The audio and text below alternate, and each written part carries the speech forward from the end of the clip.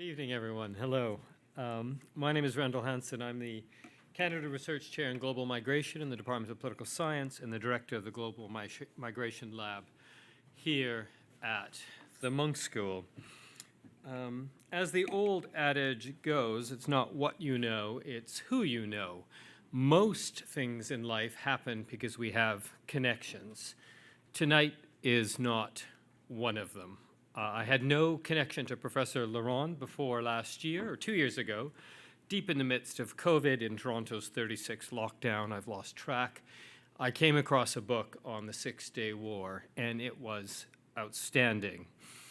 I wrote to Professor Laron, told him what I thought of the book, and asked him if he would come to Toronto once the nightmare that was COVID was over. It didn't feel like it would end. It did, sort of. And he is here tonight, so I'm absolutely delighted. Let me thank our sponsors before we begin.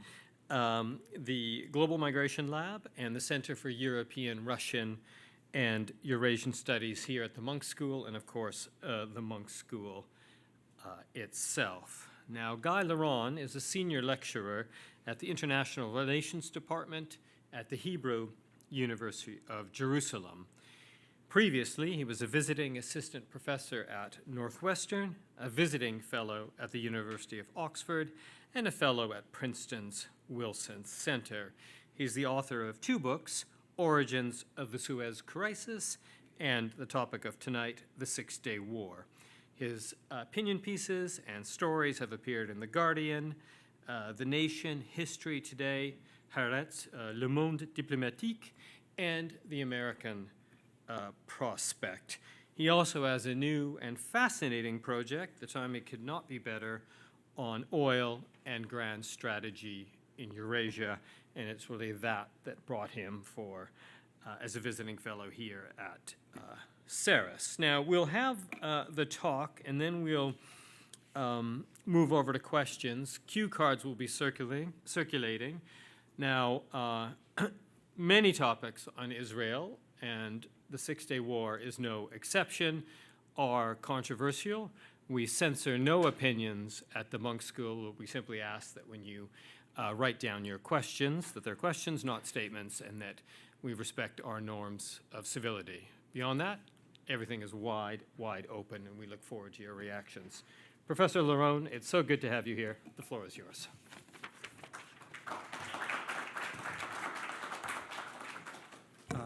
Thanks so much for this lovely introduction. Before giving this talk, I consulted with Professor Hansen. I told him I had a great plan for my talk.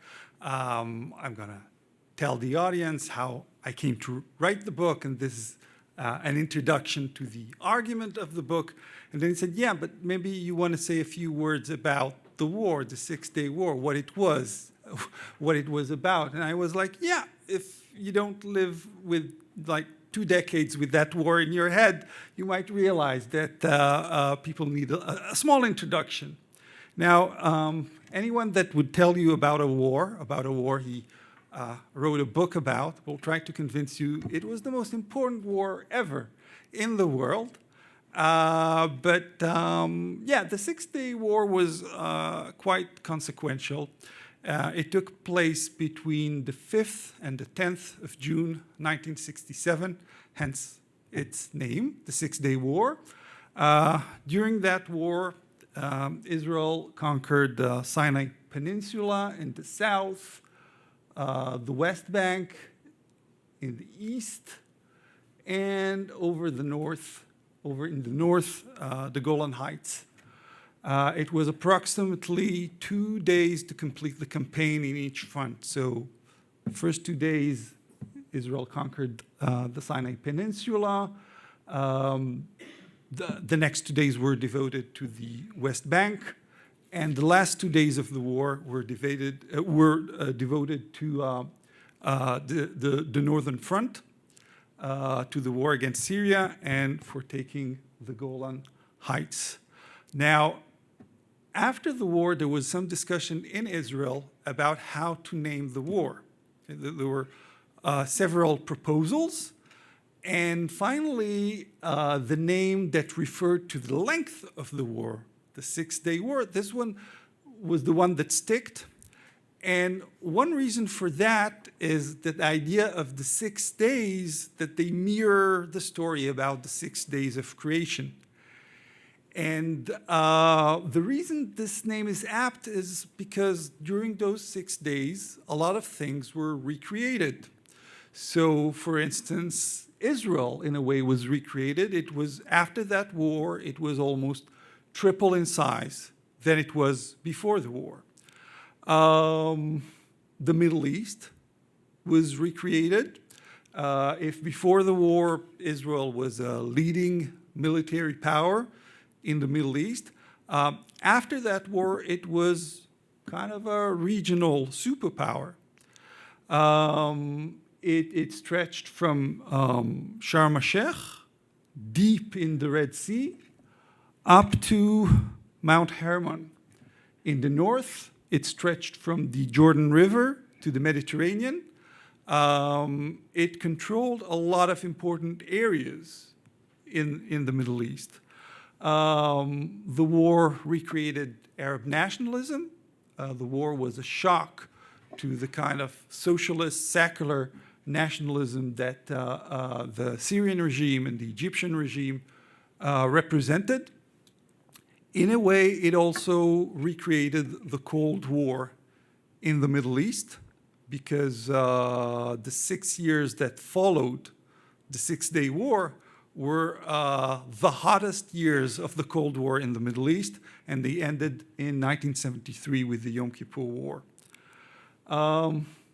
It also had a big effect, that war, militarily, on the balance of power in the Cold War, because you look at it as a Middle Eastern war or as a chapter in the Arab-Israeli conflict, but for generals sitting in either Washington or Moscow, what they saw was a military conflict in which Western weapons and Western doctrine, operated and manned by Israeli soldiers and officers, was tested against Soviet doctrine and Soviet weapons, which Arab armies used. And Soviet doctrine and Soviet weapons were found to be seriously lacking. So one of the implications of the war seemed to be that with any future engagement between NATO forces in Europe and Warsaw Pact armies, NATO would prevail. The war, in a way, also recreated the global economy, certainly the oil market, because for 8 crucial years after the war, the Suez Canal was closed because of the ongoing conflict between Israel and Egypt. And the implication of that, the ramification of that, was that oil tankers could no longer travel through the Suez Canal. They have to circumnavigate the whole African continent. That made oil more expensive, and that paved the way to the oil shock of the 1970s. So, yeah, with that war being so important and so consequential, you'd think that I would leap at the opportunity to write about it. So what I'm going to tell you is that for a decade, I tried not to do that, okay? And this is where I introduce into the story what I call structural forces. So the first structural force was that I was invited in 2007 to a book launch that would take place in the Wilson Center at Washington, D.C. The book launch was devoted to one of the books that was published about the Six-Day War in that year, because that was the 40-year anniversary to the Six-Day War. And the book was titled Foxbats over Dimona. Okay? And I'll tell you a little bit about this book and about its argument. It started my way on this topic. And it also introduces how the war began. So on the 15th of May, 1967, Gamal Abdel Nasser, the Egyptian president, orders his army to enter into Sinai. Okay, you see all those red arrows. They mark the axis of advancement of the Egyptian army into Sinai. So the deployment of the Egyptian army takes place between the 14th and the 15th of May. A week later, because of all sorts of circumstances that I'll skip over, Nasser decides to send his forces to Sharm el-Sheikh. That's the southern red arrow. It goes to this point. Now, Sharm el-Sheikh control the Tyrant Straits. I don't know if you see it in the lower end of the map. The Tyrant Straits control the entrance to what is called on this map the Gulf of Eilat. Arab countries would prefer to refer to it as the Gulf of Aqaba. But anyway, it basically those straits of Tiran, they controlled the supply of oil to Israel. Israel at the time was getting 90% of its oil supply from Iran. All the tankers moved through that straits, the Straits of Tiran. For that reason, Israeli official spokesman for a decade said that any Egyptian step operation to close down the Straits of Tiran would be a red line. It would be a trigger action. It would trigger an Israeli attack. So the closing of the Straits of Tiran takes place on the 22nd of May. And about a week and a half later, the war begins. And Nasser knows very well that by closing the Straits of Tiran, he made war almost inevitable. And during the time period between his decision to close the straits and the war itself, he gave a famous speech in which he said, yeah, I took actions that escalated the situation in the Middle East and brought the whole region closer to war. But you should know I was acting on the advice of the Soviet Union. The Soviets delivered an intelligence memo to us, the Egyptians, on the 13th of May, 1967. And the memo said that Israel has intentions to attack Syria, that there are already Israeli troops concentration on the Syrian border, and Syria being a military ally of Egypt. There was a military pact between Egypt and Syria, and one of its stipulations was that if Syria is attacked by Israel, then Egypt must come to its rescue. So Nasser says, I was acting upon intelligence that the Soviets gave me, and I assume was correct. Now, that information was faulty. Israel had no intentions of attacking Syria at that time, and there were no Israeli troops concentrations on the Syrian border.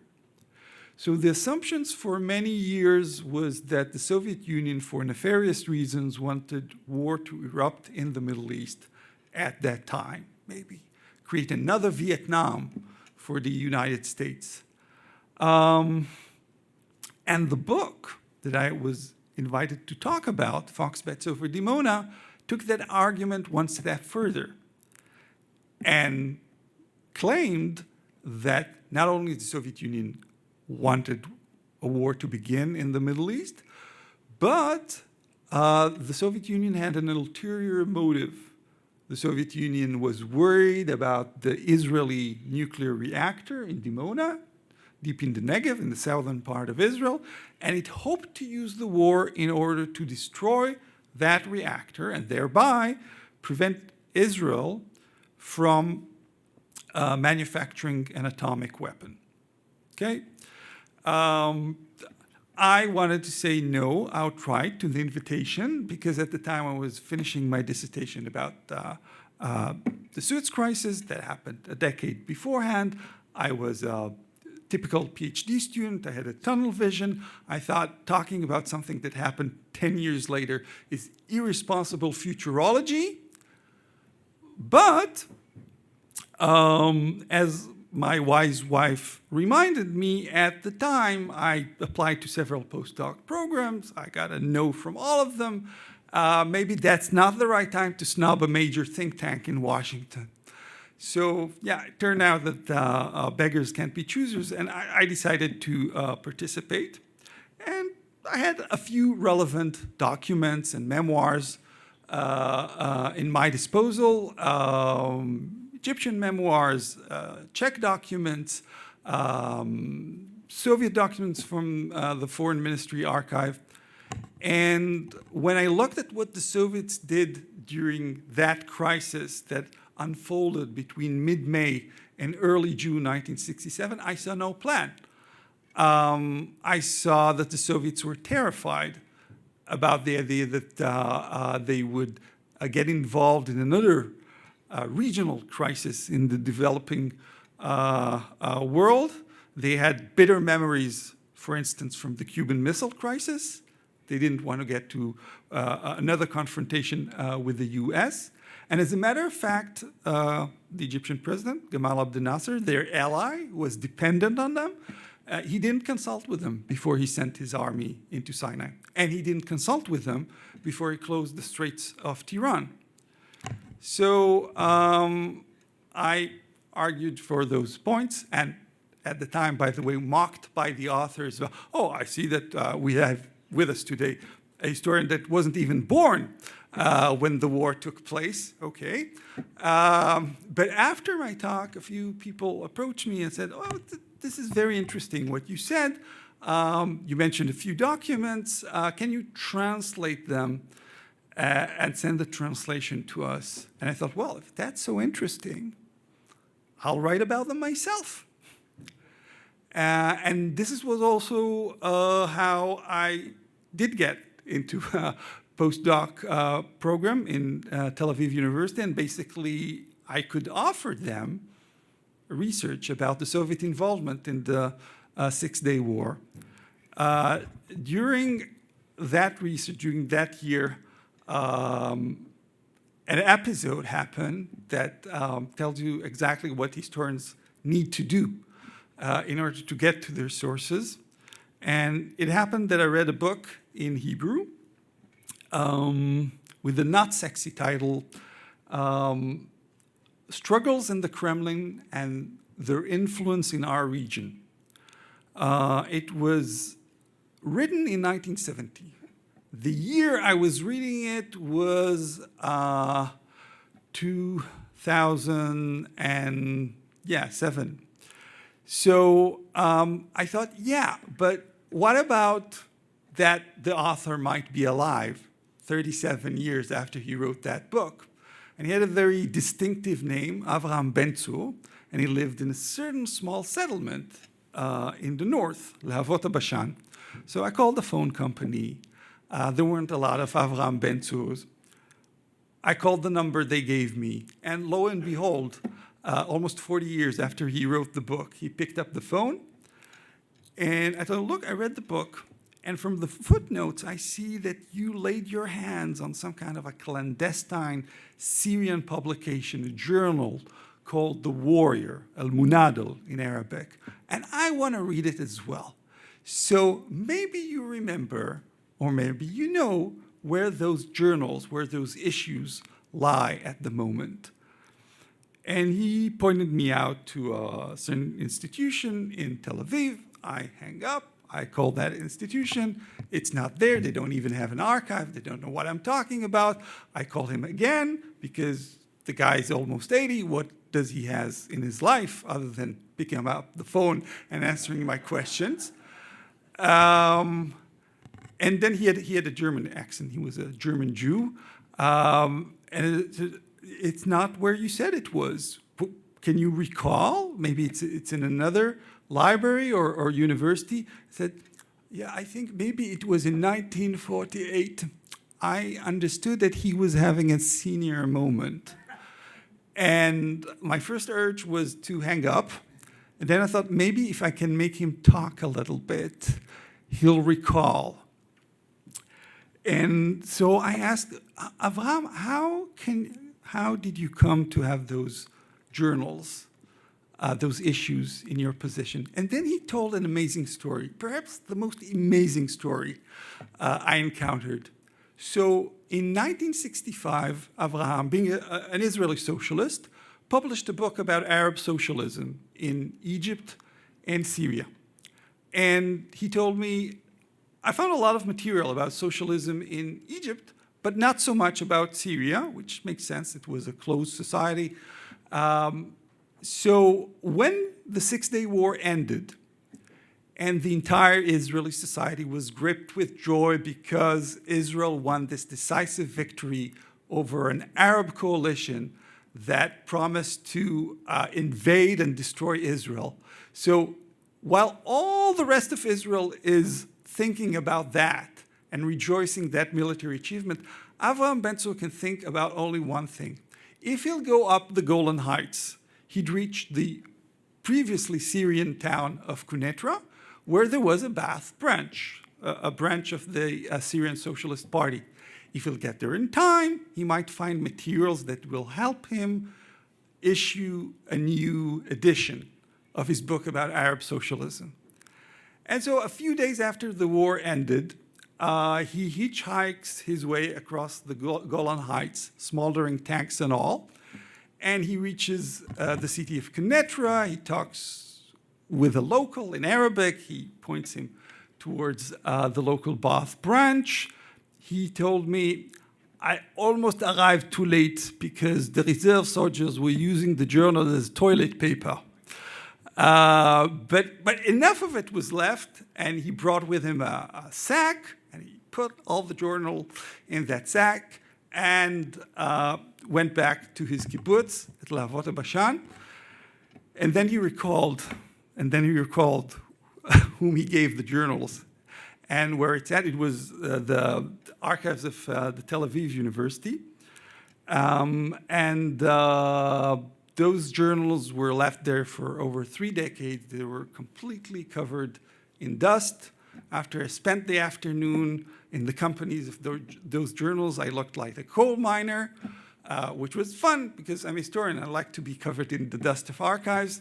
And this is how I found some of the sources I used to write a couple of articles that I published at the end of that fellowship year. One said, actually, the Soviets didn't lie about Israeli troops concentrations. The Syrians lied to them, and they had good reasons to do so. That was article number 1. Article number 2 said, Gamal Abdel Nasser, contrary to how he presented himself during that famous speech, he was no pawn of the Soviets, and he had his own interests to send his army into the Sinai. And that was it. The Six-Day War was in the rearview mirror. I tried to work on turning my dissertation into a book, the book about the origins of the Suez Crisis. And then I got a job. I got a job at the Hebrew University, and immediately as I got there, people told me, you have to get a grant. It's basically money for research. You have to win a grant. If you don't win a grant, you won't be able to keep your job. Okay, what can I write about? How about the Six-Day War? So I applied to 2 grants, again, about the Soviet involvement in the Six-Day War. And somehow I won them both.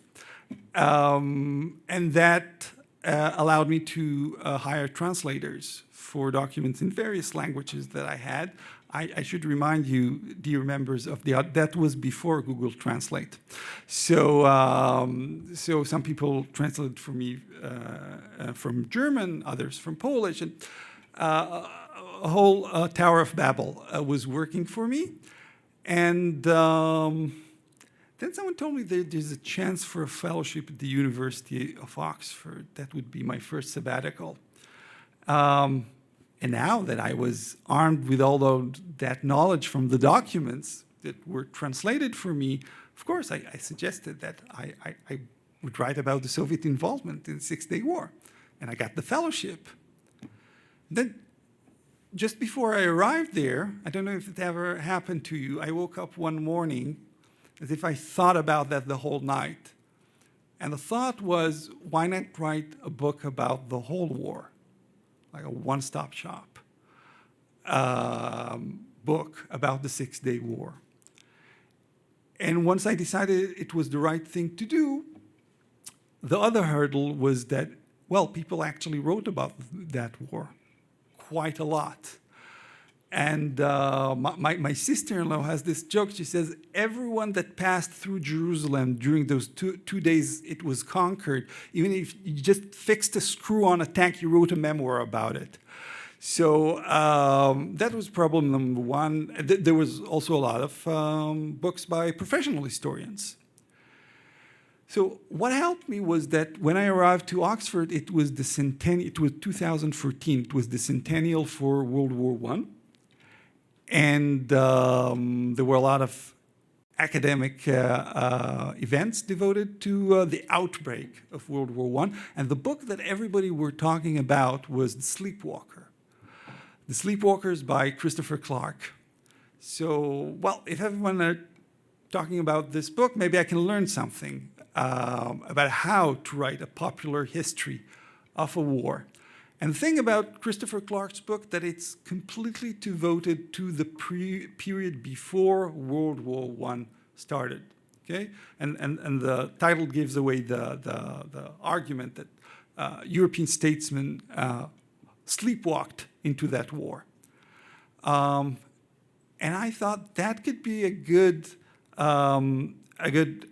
way to structure my book as well, because most of the books about the Six-Day War are about the 6 days of war. I mean, it's easy to get attracted to those days where everything happened on the battlefields in the Sinai and in the Golan Heights and around Jerusalem, but there's also international diplomacy taking place in Moscow and Washington and London and in the halls of the UN. So a lot of the books are about how the war unfolded, but not why it took place in the first place. So I decided that my book would be a prequel to those books about the Six-Day War, and it would be devoted to the period before the war started. So now I need to talk about the argument of the book, and I beg your forgiveness. I'll talk a little bit about political economy. I hope you won't be too bored, but it's necessary. I have no other choice because that's the argument of the book. What I saw was that foreign policy, foreign policy in Israel, in Egypt, and Syria was militarized in a way in the years leading up to the war. And those that were making the major decisions were generals. So that was pattern number one I saw. Pattern number two, that those three countries, the major protagonists of the Six-Day War, they were suffering from an economic crisis. And then I kind of tried to read around, like what was happening in the world. Is it coincidence that those three countries are suffering from a balance of payment crisis, a debt crisis at about the same time? And the answer is no. Like the 1960s, the mid-1960s are tough years for developing countries. They enjoyed rapid growth in the previous decade, but when you get to the mid-1960s, the impression is that the effort ran out of steam. Also, the big donor countries that were giving them aid stopped doing so because the returns on the investment were meager. A lot of money that was given to developing countries was misapplied. The government built, say, palaces instead of harbors or roads. And that's more or less what happened in Israel and Egypt and Syria. The civilian leadership reached the conclusion, or was forced to reach the conclusion, that it must cut back. That unleashed a recession. And during that recession, civilians, heretofore popular because they presided over a booming economy, they lost their legitimacy. They lost popularity.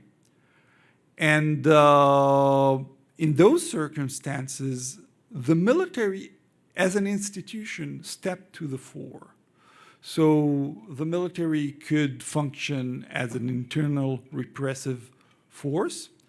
It could also promise that while pursuing adventures beyond the borders, it would achieve successes that eluded the government when it confronted the dismal economic condition. So what does it mean that foreign policy was militarized in the years leading up to the war?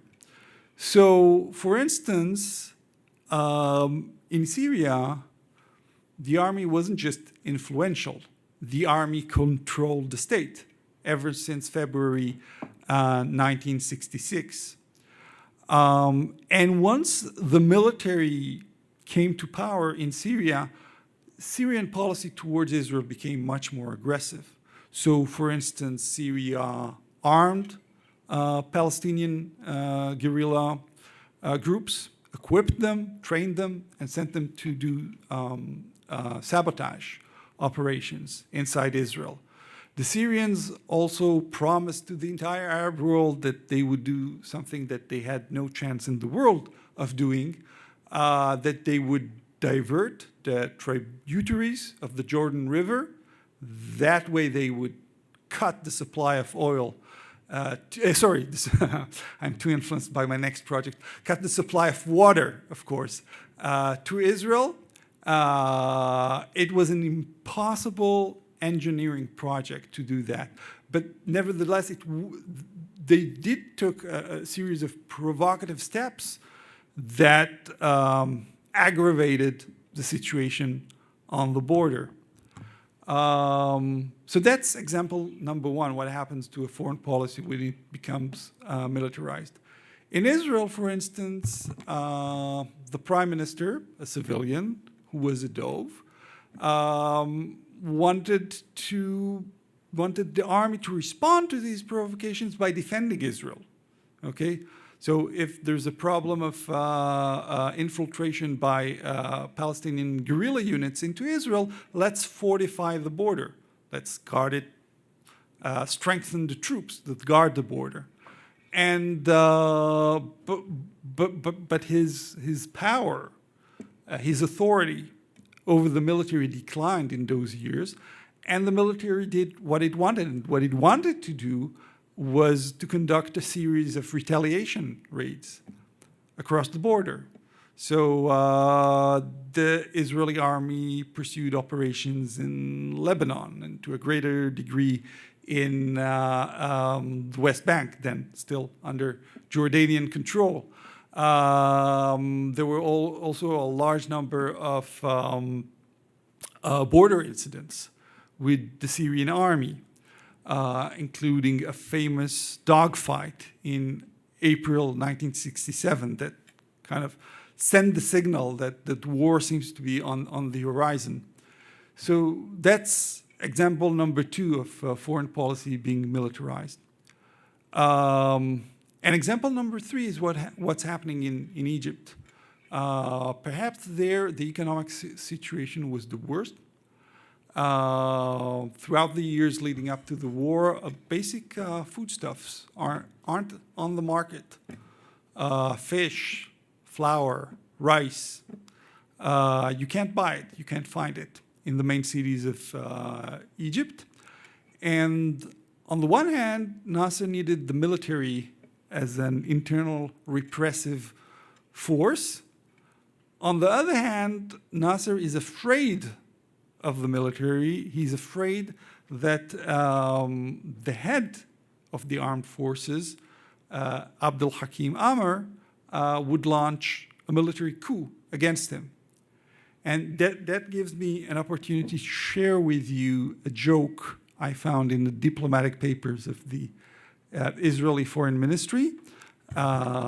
That doesn't happen a lot, that you find a joke in diplomatic telegrams, but I thought this one was pretty. So Abdel Hakim Amr was indeed the number 2 in Egypt, supreme commander of the Egyptian armed forces and known to be corrupt and having a wild lifestyle. So the joke claimed that sometime around 65, a police patrol found a drunkard in the streets of Cairo. He clearly drank too much, smoked some weed, and they decide to arrest him. But he tells the officer, "You don't know what you're doing. I'm Abdel Hakim Amr. I'm the supreme commander of the Egyptian armed forces." Well, of course, he would say that. He's a drunkard, but, get on the car. They want to put him in the cell, but he keeps shouting that they will pay a very heavy price for what they're doing because he's Abdel Hakim Amr, the supreme commander of the Egyptian armed forces. So the policeman was concerned. He decides to call the president at 3 a.m.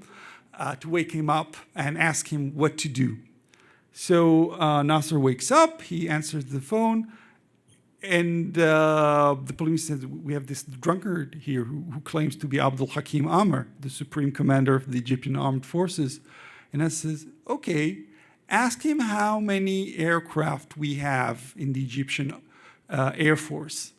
And the policeman asks, and the drunkard says, "How would I know?" And Nasser listens to the answer and said, "Yeah, release him. That's Abdel Hakim Amr. He's indeed." So that's the man he feared.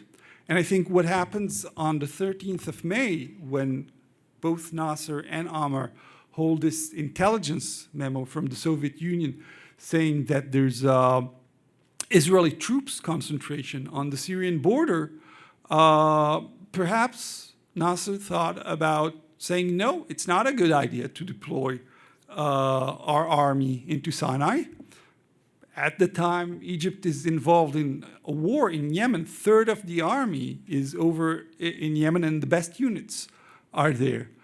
But I think what happened was that Nasser was afraid that if he would say no to Amr, then Amr would launch a coup against him.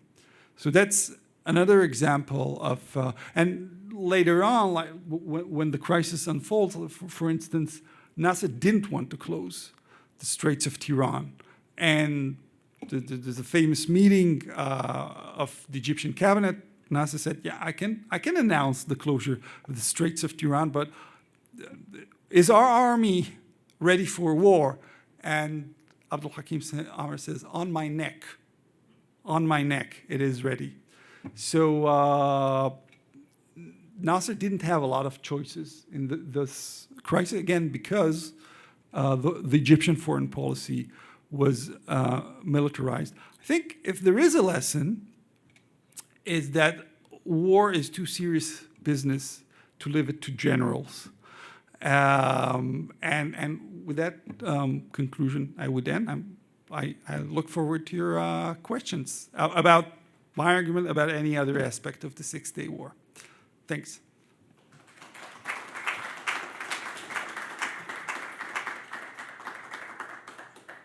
Great, thanks very much, Guy. And I should have noted and thanked our large online audience. Do send in your questions if you haven't done so already, and we will ask them here.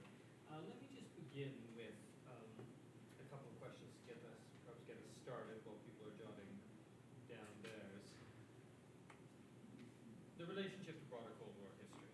So if the lesson of the Six-Day War is that American arms were so vastly superior to Soviet, I'm sure Kissinger would have picked up that intelligence. Why did we get détente then? Why didn't the Americans press home their advantage? So, yeah, I don't know if I'll ever get to write it, but the story is like this. The Six-Day War is the start point of what you can call the electronic Cold War in the Middle East, because of the way it started. How the war starts, it starts with a surprise air attack of the Israeli Air Force. And it wipes out in 3 hours, not just the Egyptian Air Force, but also the Jordanian Air Force and the Syrian Air Force and the Iraqi Air Force. And the Israelis were able to do that because they used French military doctrine. What the Israelis did in the first 3 hours of the war was basically what de Gaulle and his Air Force planned to do to the Soviets. So they developed those Mirage planes in order that they would fly low. And also they developed those bombs that you can drop from low altitude. Maybe it doesn't tell you a lot, but if you drop a bomb from low altitude, most chances are it wouldn't explode. It would bump off the ground. So the French invented a special device in which once you throw the bomb, a small parachute opens at the tail of the bomb that allows the forward part of the bomb to hit the ground and explode. Even the Israelis used French electronic warfare equipment to shut down Egyptian radar system. All of it was Soviet-made. So after the war, we call it the Six-Day War, but it never ended, actually. So there's a series of skirmishes and battles that go on between the Israelis and the Egyptians. And what the Egyptians understand fairly quickly is that their skies are wide open to the Israeli Air Force, and it can bomb with impunity whenever it likes. So from that point onwards, the Middle East become the big testing ground of aerial defense systems and electronic warfare systems that the superpowers plan to use in Europe in the big engagement that would take place between NATO armies and Warsaw Pact armies. So, and that electronic Cold War continues from 1967 until the American campaign in the first Gulf War over Iraq. And no history of the American air campaign in the Gulf War fails to mention that what we did in the beginning of the war, because they did the same thing that the Israelis did in 1967. Yeah, they shut down Saddam Hussein's air defense system. So no history that I read that the Americans wrote about the air campaign fails to mention that what we did was thanks to Israel. We learned from the Israeli Air Force. So there were various stages. The Soviets understood they had a problem. They developed SAM, surface-to-air missiles, that were better, but then, based on the lessons of the attrition war and the Yom Kippur War, the Israelis and the Americans developed a response to that. And it's not a war that a lot of people remember, but 1982, the first Lebanon War, was important because in that war, within 3 hours, the Israeli Air Force was able to do what it wasn't able to do in the attrition war and the Yom Kippur. It wiped out all the Soviet SAMs that were deployed in Lebanon at the time. But I think you can sum up the story as, up-down television. So 3 stages. The first response to air defense systems that was tried ever since World War II was to fly high, so missiles won't be able to get to you. The next stage in the story is what the Israelis did in the Six-Day War. They fly low, very low, and they evaded Soviet. That was the Achilles heel. Soviet radars couldn't detect an airplane that was flying very low. And then the Soviets fixed their radars and they fixed their anti-aircraft missiles. And then the last stage, this is what the Israelis did in Lebanon, and this is what the Americans did over Kuwait is to use television cameras that you put on drones, and then they give you a picture of the battlefield, and then you use that to locate the SAM batteries and blow them off the ground. So that story I just told you is part of the story of détente, because the attrition war that happens at the time is one of the attempts of the Americans to pressure the Soviets into making concessions in the negotiations over détente. Okay, great. Well, a few questions have come in. Before they turn them over, I want to turn the floor briefly over to our Middle Eastern expert, someone who needs no introduction, Janice Stein, founder of the Monk School, who's agreed to act as a discussant. Janice. Thank you very, very much. It's a fascinating story. And I'm one of those who wrote a book about it too early. I'm in political science. Janice, do you mind actually going to the mic so that our online friends can pick you up? I just thank Guy for a really fascinating account. And I'm a political scientist, so I can write a book 2 years after something happens, you see, and I think that's late. That's the difference between historians. And so first of all, the point that you made about Soviet intelligence is absolutely fundamental.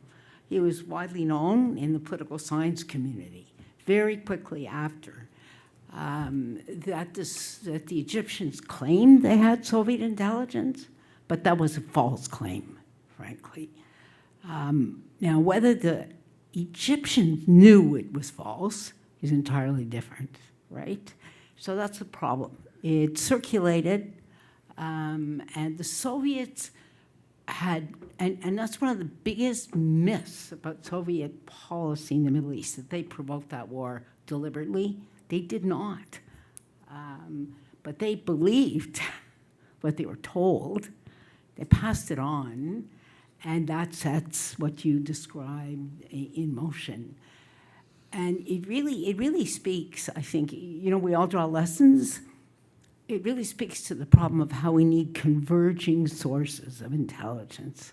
That no matter how special the relationship, and paradoxically, the more special the relationship, if you depend exclusively on one source, one report, you're putting the whole house at risk. And there are many, many examples in the Middle East of mistaken judgments that come because you get one intelligence report from somebody you trust. There's one source. So I think that's a very, very important story. The up-down television story is really interesting, too. I would tell the story just a little differently, right? Because you missed one crucial piece of the story, I think, and it speaks to Randall's question about why détente. Because Kissinger was in this full-time during this whole period. It was his massive preoccupation, frankly. But he was really motivated beginning after the War of Attrition. And what was so specific about the War of Attrition, which was the war that was fought between Egypt and Israel from 1969 to 1970 over the airspace, as you rightly said, Guy, and the canal. And it was a continual air fight for control of the canal. And the Israeli Air Force was much stronger than the Egyptian Air Force. It wasn't only the radars, although that really matters. The Egyptians made a horrendous mistake because they knew war was coming and they didn't disperse their planes. They weren't in solid hangars and reinforced hangars. They were sitting on the runways. So just imagine that you seek to destroy the air force of your opponent, because controlling the air is everything in this kind of war, and you only have to do 3 runs because all the airplanes are out naked on the runways. That only happened once, because it explains the Egyptian most of the Egyptian defeat. Not all, but most. You're absolutely right to talk about the politics. But then comes the war of attrition, and yet again, these two air forces take each other on, and there's a differential there's huge difference in quality in pilot training.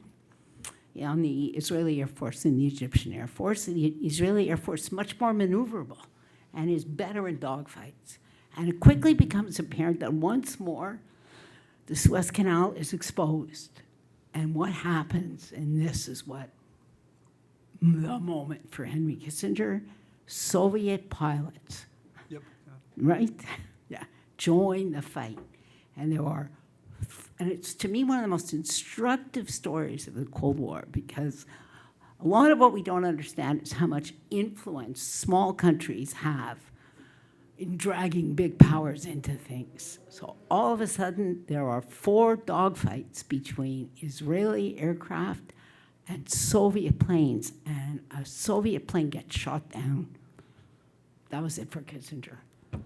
The word went out, stop, which Israel did under those kinds of circumstances, stop. And from then on, he was determined, because he had only one goal. Kissinger, it had nothing to do with Israel, frankly. He was obsessed. Keep the Soviet Union out of the Middle East. Keep the Soviet Union out of the Middle East. And he saw the escalation of fighting between Israel and the Soviet Union. That was the door opener for them to come in at a whole new level, and he was determined to stop it. That's what led to the Rogers Initiative failed, and that's what led Henry Kissinger to get involved. And right after the 73 war, that's where we start to get the negotiations. Détente was all of a piece then, Randall, right? Yeah. You keep the Russians out of the Middle East. And he's a historian, Henry Kissinger. He's like Guy. He's not one of us vulgar political scientists. He thinks in big historical terms. He understood what the Middle East was. It was Russia's backyard. And he had one big geopolitical play. Keep the Russians out and away from the oil fields. That's what mattered to him. So if you put all those threads together, you actually get a coherent story. But great, so interesting, and thank you, Guy. And thank you, Janice, for the reactions. And that, in a sense, takes us back to sleepwalkers, small countries dragging big ones in, because the Habsburgs and the Germans could tell us a thing or two about that experience. Guy, would you? Thanks so much. I'd like to respond to that. There's an HBO documentary called Nixon by Nixon, in his own words.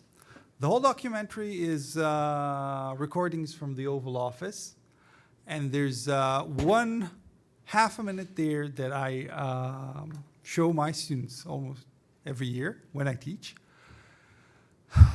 This is a telephone conversation between between the American Chief of Staff, Admiral Moore, and Nixon. The background is Operation Lindbacker. Nixon orders a big bombing campaign over Vietnam just ahead of the elections, and it's broadcasted over the news. The problem is that for 3 consecutive days, the American Air Force in Vietnam claims that the weather conditions are not suitable. There are too many clouds. And then Nixon talks with his chief of staff. I'm sorry to be blunt, but Nixon is a blunt man. And he tells him, I became the laughingstock of every newspaper in this town. You'll start bombing in Vietnam. Is that clear? Yes, sir. Because otherwise there'll be a new chief of staff for the American Army. Is that clear? Yes, sir. Now, what I want to know, Nixon tells Moore, how come the goddamn Israelis are able to bomb in bad weather conditions and you don't? So that captured my attention, because it seemed that Nixon knew what happened during the attrition war and from which height American-made aircraft bombed while being piloted by Israeli pilots.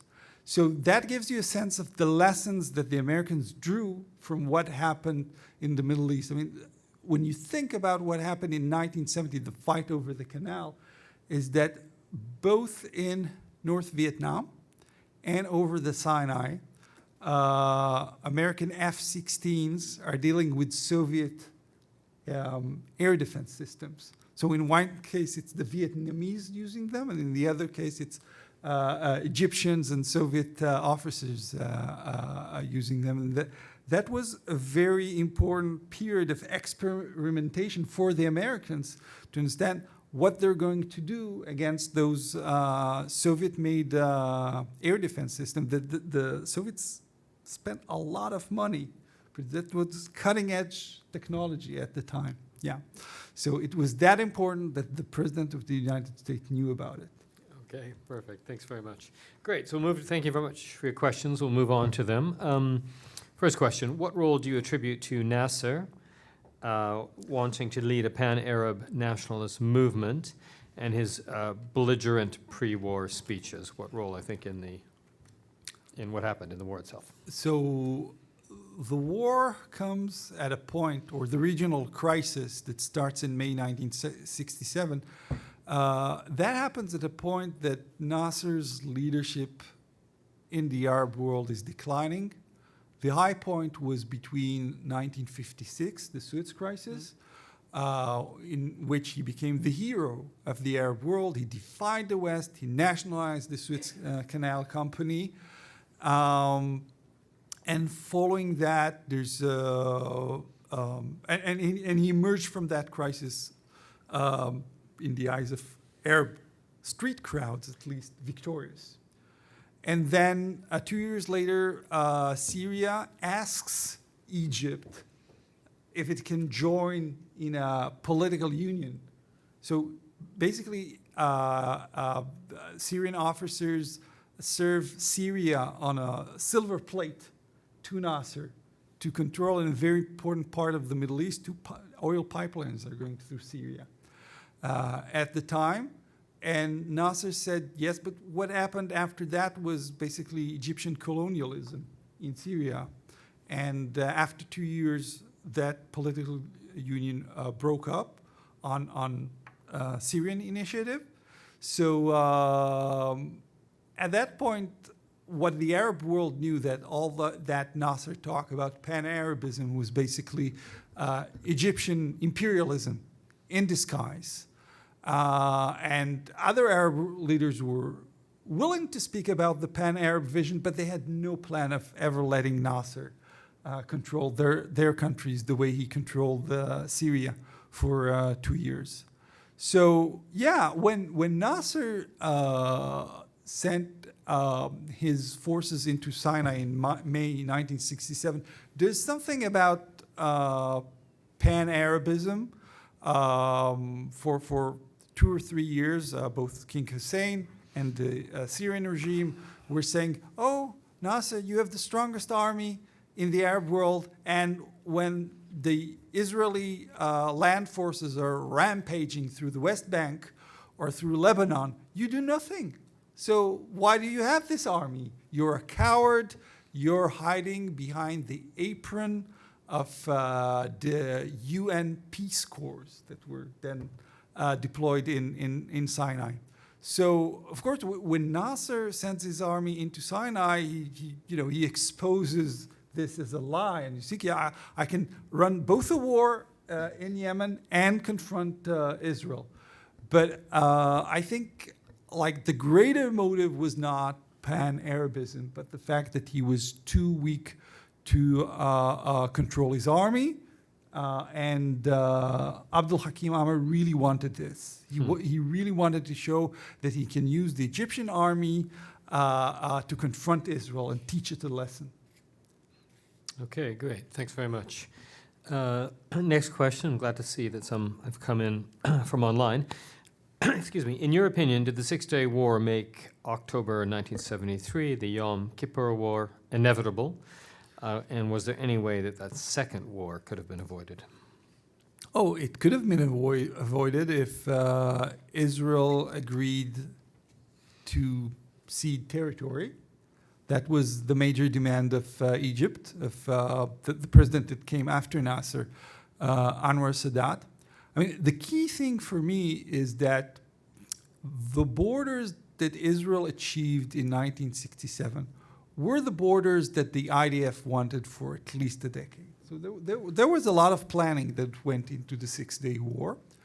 And the assumption in the planning department of the IDF, the Israeli Defense Forces, was that once Israel's borders would be on the Suez Canal, on the Jordan River, on the Golan Heights, those are natural barriers that would prevent any army from even thinking about invading into Israel. And then once the Six-Day War ends, it comes as kind of a shock and a surprise that Israel doesn't have the manpower to deploy along those very long borders. So I don't think that the war was, the Yom Kippur War was inevitable. For instance, if the IDF said the obvious thing, which is we can't hold the Suez Canal, it's too far away from Israeli population centers, we don't have enough manpower to deploy along the Suez Canal, and the lines are too short. So before the Six-Day War, every time the Egyptian army would deploy in Sinai, that was alert enough for the Israeli army. But after the Six-Day War, the Israeli army stands on one bank of the Suez, and the whole Egyptian army, 500,000 troops, are on the other side. All the Egyptians need to do is just cross the canal. They can do it like within hours. And I think the IDF should have been, the generals running the IDF should have been more candid with the government, saying from a military perspective, we have no other option other than ceding that territory. And they didn't do that. Okay, great. Let me jump to a question that came in online. Was there ever any accountability in any Arab state after the war? No, not really. I mean, but that leads me to something that I didn't say, but it's important to understand. So, I mean, the Six-Day War demonstrated the military superiority of the Israeli armed forces, but there was something deeper at play, because what happened was that once the Israelis broke through the first line of defense, say in the Sinai or in the West Bank or in the Golan Heights, the command that Arab governments gave their armies was to withdraw. Okay, so in a similar situation, say in World War II, when the German army was advancing into the Soviet Union, Stalin preferred to sacrifice the lives of the officers and the soldiers of the Red Army in order to slow down the advancement of the German army. And Arab armies could have done the same. So a lot of Egyptian generals wrote in their memoirs, yeah, after the Israelis wiped out our air force and after they breached the first line of defense, the situation was bad for us, but there were still 100,000 Egyptian officers and soldiers in Sinai. They could have withstand their ground. Instead, there was a comprehensive order to withdraw from the Sinai, and that created a disorderly withdrawal, which very much eased the work of the Israeli armed forces. So that there was no accountability after the war, it was because Arab government preserved their armies, because first and foremost, those were Praetorian guards. Yeah. Those were forces whose sole aim was to preserve the regime. And since they still had their armies, they could work in a way and use the army as a repressive force and evade accountability. Mm-hmm. Okay, excellent. Thank you.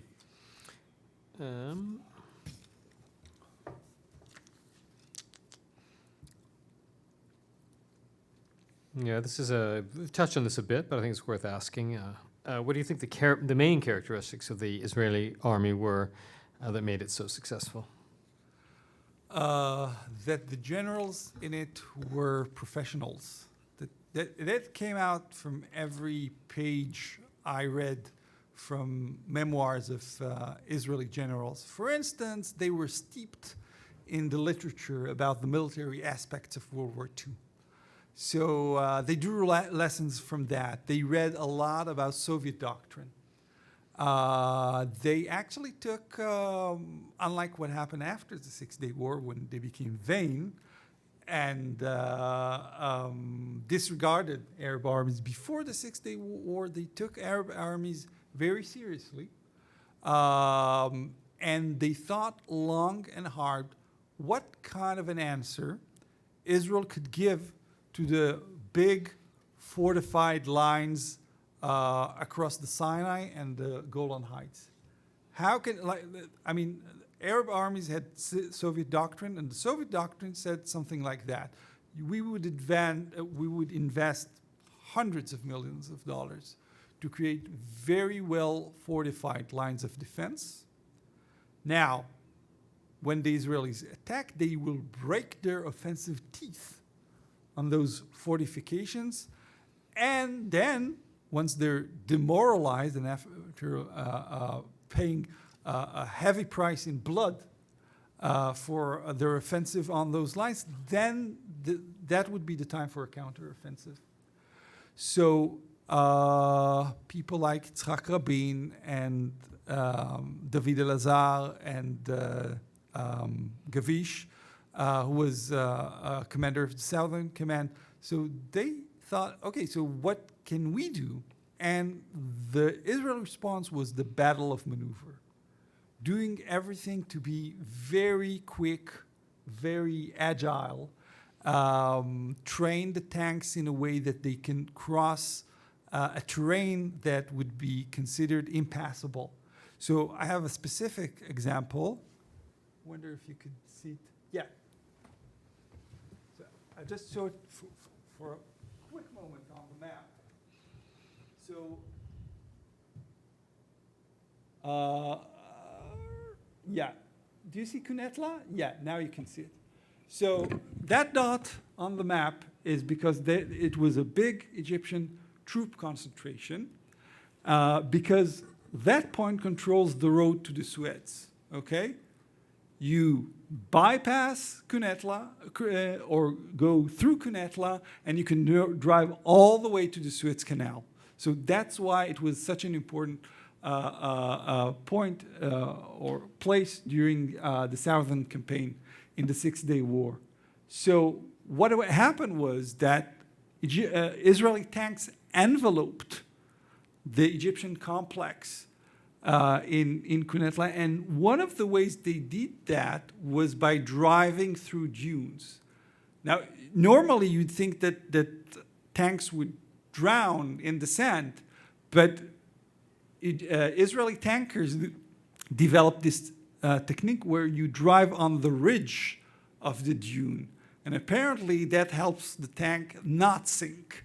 So when they appeared from a direction that was, completely unexpected by Egyptian officers.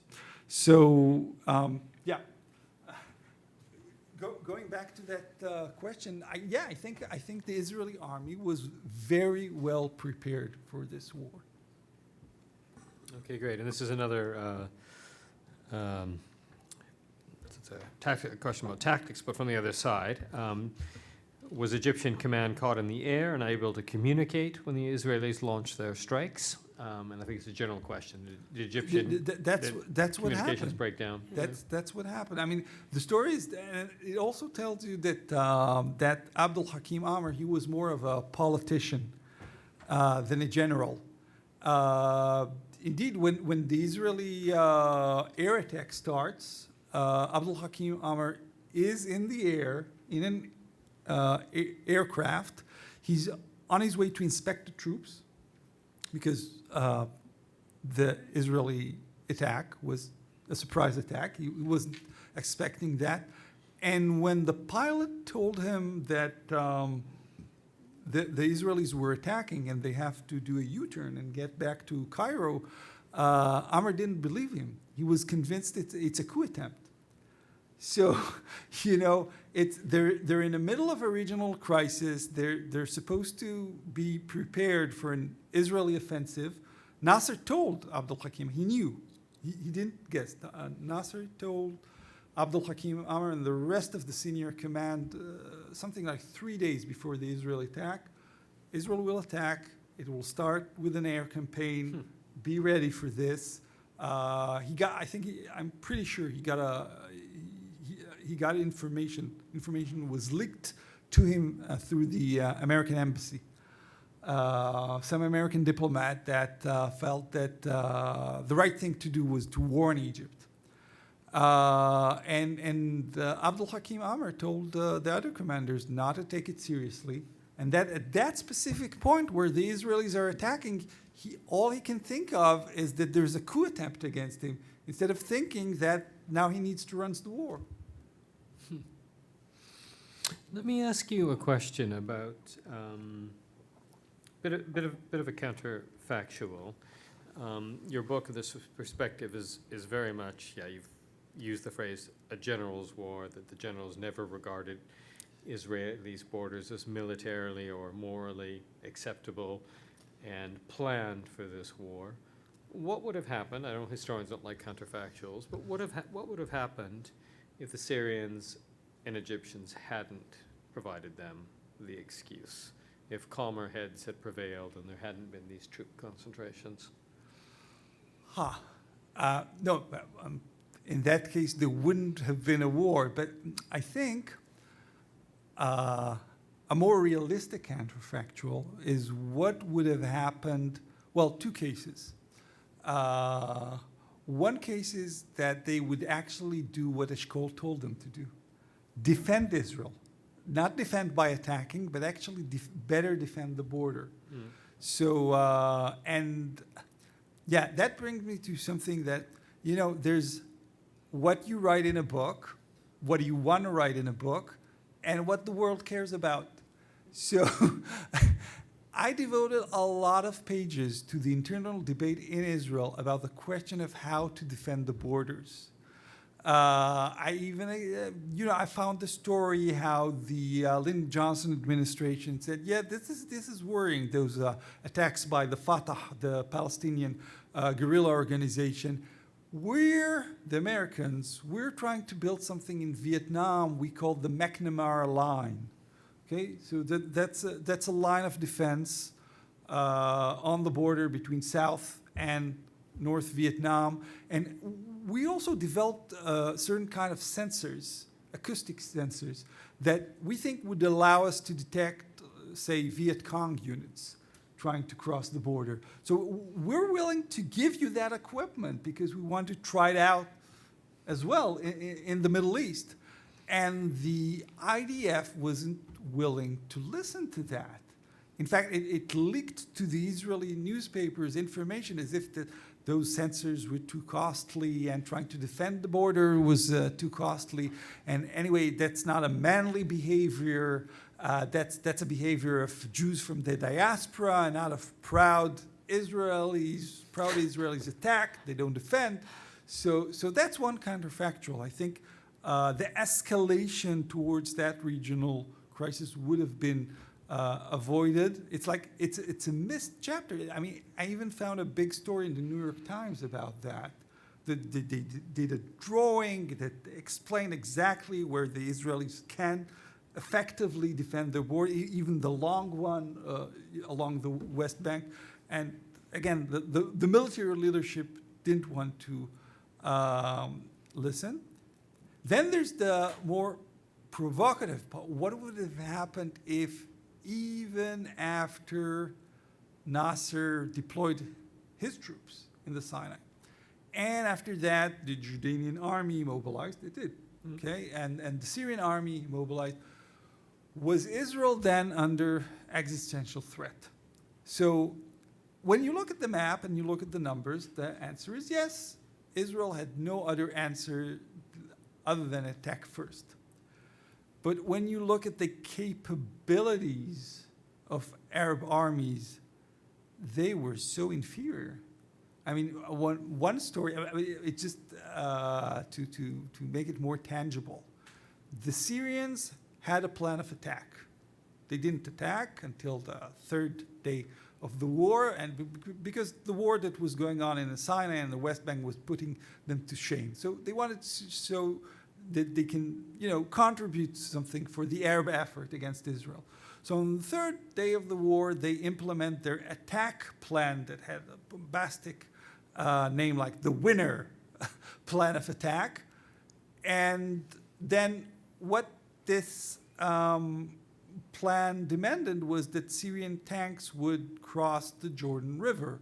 And there were bridges on the Jordan River. It just happened that once they moved their tanks to those bridges, they found out on that specific day that, oops, the tanks were they were wider than the bridges. I mean, that's, you should run the drill beforehand. And not only that they didn't cross because they just found out that there's an issue, they redeployed to their barracks and didn't inform Central Command. Central Command didn't know that the tanks are not going to show up. The Egyptian Air Force, for example, couldn't have attacked Israeli airfields. It just didn't have the planes. And it didn't have the intelligence. So another counterfactual is what would have happened if Israel just waited out the crisis. And I think that it might have dissipated. It was a risk to take. And there was also the issue of, how Iranian oil would get to Israel. But, you take a risk for war, you can take a risk for peace. Great. That leads beautifully into the next question, which is about divisions. It's online, sorry, here. What were the conflicts within the Israeli government about the decisions made before, during, and after the war? So not the Prussians versus the Jews, as you write in your book, the army versus the cabinet, but among the Jews, among the cabinet, or among the government. Yeah. Well, the thing is that the Prussians, that is, the Israeli generals, didn't take the ministers very seriously, and when they called them the Jews, they mean those diaspora Jews. I mean, the Israeli generals were Sabra. They were born in Israel. The ministers usually were older, at least 2 decades older. They immigrated into Israel. And so the Israeli generals consider them, soft stuff. They're not, they don't understand. They don't understand how to fight, basically. Okay? Then there are other issues in the run-up to the war. So, for instance, the Prime Minister, Eshkol, wanted to do everything possible to maneuver diplomatically out of this crisis. And at a certain point, the domestic pressure was so strong that he yielded and invited into the coalition a hawkish party whose representative was Moshe Dayan, the one-eyed general. Yeah, and once Dayan became Minister of Defense, Eshkol lost control over the reign of affairs to the degree, and that was another conflict in the cabinet. There wasn't any question about whether to take the Sinai, of course. There wasn't a lot of questions about whether to take Jerusalem. That's a historic opportunity not to miss. Dayan convinced the cabinet that in order to conquer Jerusalem, you had to conquer the whole West Bank. That I'm not convinced. I think there was an option to conquer only Jerusalem. But the biggest debate was what to do about the Golan Heights. Because after their failed, miserable attacked, the Syrians weren't participating in the war. So you could have ended the 6-day war on the 4th day, and then it would have been the 4th day, the 4-day war. And then, but all the ministers did want the IDF to take the Golan Heights. And Dayan is there, and Eshkol said, okay, let's take a vote whether or not to attack the Syrians and take the Golan Heights. Said, Dayan, I'm sorry, these are security affairs. I don't accept democracy on security affairs. And they were so afraid, the ministers of Dayan, that they just, accepted his word. And there was no vote on the question of whether or not to take the Golan Heights. But eventually, Dayan himself folded under pressure. At the time, he had all sorts of excuses, but many years after the fact, he said, well, I couldn't take it on my shoulders that everybody would say, because of Dayan, we didn't took the Golan Heights. So in the dead of night, he gives the order to attack in the north, and the rest, as they say, is history. After the war, of course, the biggest discussions were over whether or not to hold what became known as the territories in Israeli domestic discourse.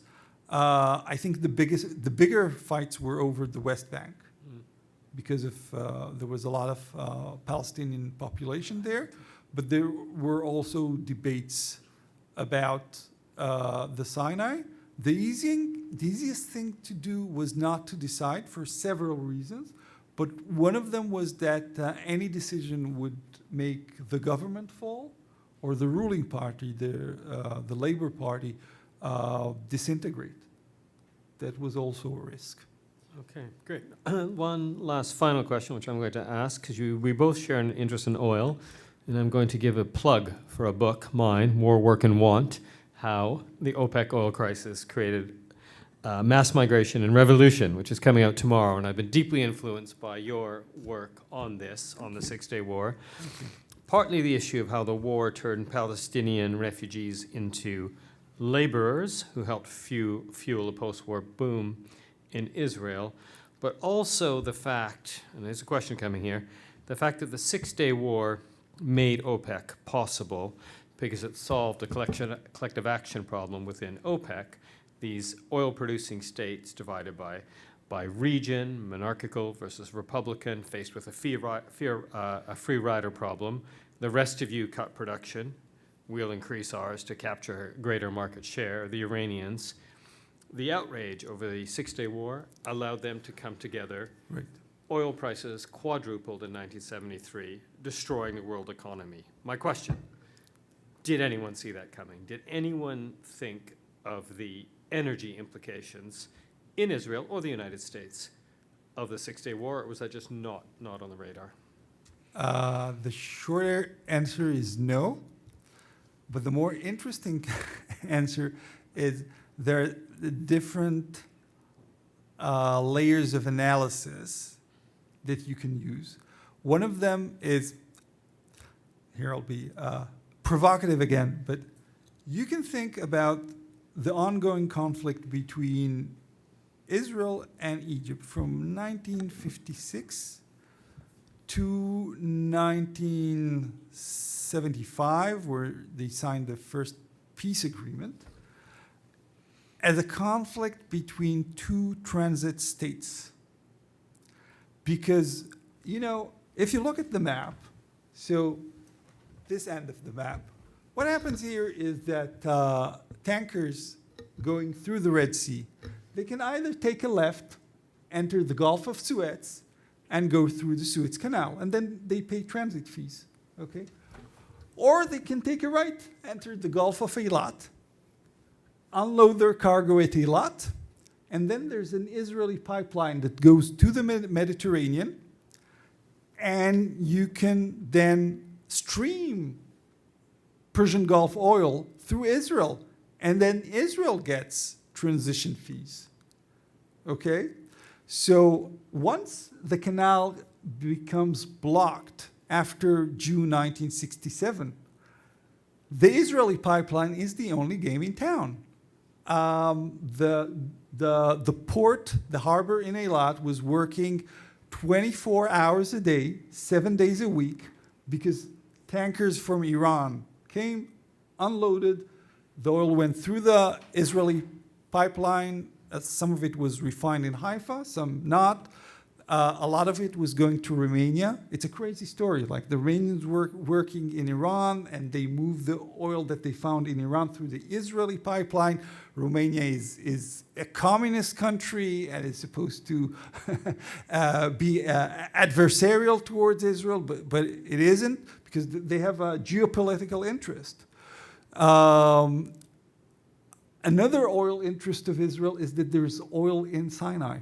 And that's the first time that Israel had an oil source of its own that supplied at least a third of Israel's oil demand. Okay? So that's unit level number 2. You'd think with the Israelis gaining so much through the oil trade in the Gulf of Eilat, and by producing oil in Sinai and also later in the Gulf of Suez, that they would understand the oil aspect of their conflict with the Arab world. And the answer is, I find it extremely surprising, but they didn't get it.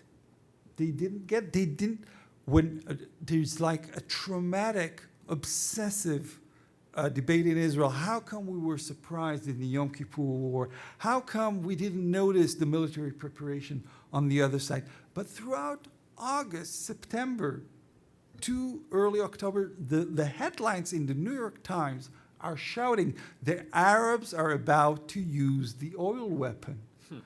And that can come about with, a military campaign together. And there's no debate of that in Israeli higher echelons. And there's so many memoirs and documents that were declassified. There's also almost no debate about the fact that the Arabs are about to use the oil weapon. You just needed to read the New York Times. Okay. And the only place I saw it come up, there's just that one intelligence memo that says, could the Arabs use the oil weapon against us? No, they're too divided. It would never happen. And that's written a few weeks before the Yom Kippur War begins. The 6-Day War that united them. Okay, well, clearly those Israeli advisors, late in retirement, moved to Berlin and ensured Angela Merkel in 2008 and 2014 that the Russians would never cut off the oil and gas. Well, thank you very much, Professor Laron. That was a fascinating talk. Thank you very much for your questions here in the room and online.